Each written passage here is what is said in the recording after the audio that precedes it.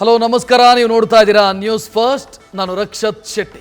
Prajwal Revanna case ರಾಜ್ಯದಾದ್ಯಂತ ಸಂಚಲನಕ್ಕೂ ಆಕ್ರೋಶಕ್ಕೂ ಕಾರಣ ಆಗ್ತಾ ಇದೆ. ಇದಕ್ಕೆ ಸಂಬಂಧಿಸಿದಂತ ಕಂಪ್ಲೀಟ್ ಡೀಟೇಲ್ ನಿಮ್ಮ ಮುಂದೆ ಇಡ್ತಾ ಹೋಗ್ತೀವಿ. ಅದಕ್ಕಿಂತ ಮೊದಲು ಈ ಕ್ಷಣದ ಹೆಡ್ಲೈನ್ಸ್. ಅಶ್ಲೀಲ ವಿಡಿಯೋ ಕೇಸಲ್ಲಿ ಚುರುಕುಗೊಂಡ ತನಿಖೆ. ಎಸ್ಐಟಿ ಮುಂದೆ 5 ಸಂತ್ರಸ್ತೆಯರು ಹಾಜರು. ಎಸ್ಪಿ ಸೀಮಾ ಲಾಟ್ಕರ್ ಮುಂದೆ ಹಾಜರಾಗಿ ಮಾಹಿತಿ.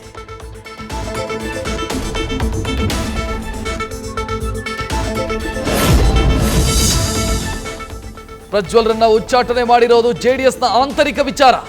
ಎನ್ಡಿಎ ನಿಲುವು ಏನು ಅನ್ನೋದು ಗೊತ್ತಾಗಬೇಕು.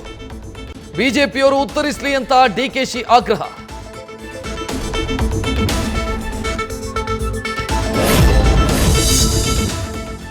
ಪ್ರಜ್ವಲ್ ವಿರುದ್ಧ ಮಾಡ್ತಾ ಇರೋ ಆರೋಪ ನಿರಾಧಾರ.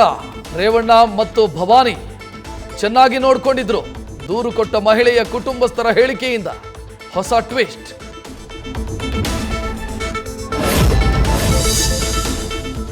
ಪ್ರಜ್ವಲ್ ರೇವಣ್ಣ ವಿರುದ್ಧ ಸಿಡಿದೆದ್ದ ಕಾಂಗ್ರೆಸ್ ಕಾರ್ಯಕರ್ತರು. ಬೆಂಗಳೂರಿನ ಕಾಂಗ್ರೆಸ್ ಭವನ ಬಳಿ ಪ್ರತಿಭಟನೆ.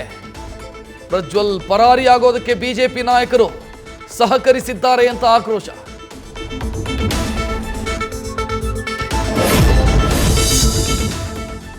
ಶಿಶುಪಾಲನಿಗೆ ಕೃಷ್ಣ 101ನೇ ತಪ್ಪು ಮಾಡೋದಕ್ಕೆ ಅವಕಾಶ ಕೊಡಲಿಲ್ಲ.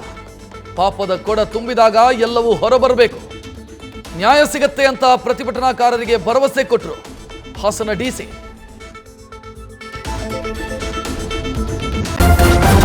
ನ್ಯೂಸ್ ಫಸ್ಟ್, ನಿರ್ಭೀತಿಯಿಂದ ನಿಮ್ಮ ಪರವಾಗಿ.